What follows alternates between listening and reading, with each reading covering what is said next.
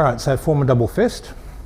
Stretch from your feet to your hand and then push down into my base, just straight arms and relatively up.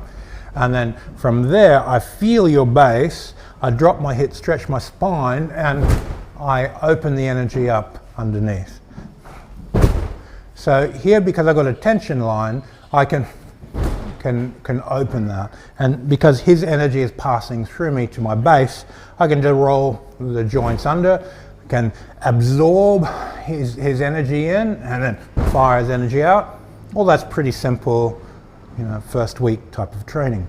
Now what I want you to do is unlink your body, but still have your fists out there. Now I touch and his body is loose. And then I've got to move into the space underneath him and move inside that space. Now, as I get cohesion to his energy field and space, I start waving that in an unlinked way more and more. Now you connect me again, you connect, and I have the tension, and I can use a mechanical throwing away a force. Now you unlink your body, and I move through the space. So what this does is when he gives me a feed, and my mind sticks to the mechanics, what I feel, it's actually incorrect. What I want to do is when he feeds me, I want to go into the space underneath and work on the space to make it correct. So he unlinks his body, makes it soft. Now this is how I've got to be when he's fully linked, and that is the correct feeling. So when you're bridging between person giving you a tension line, and you roll underneath and you create a kinetic issue off a tension line, and you roll underneath, you absorb, you might sink, you might use the drum model, you might use the balloon model, whatever model you're using, affecting a tension line is very easy. But when the person's empty, it gives you the correct method of affecting someone when they have tension or don't have tension.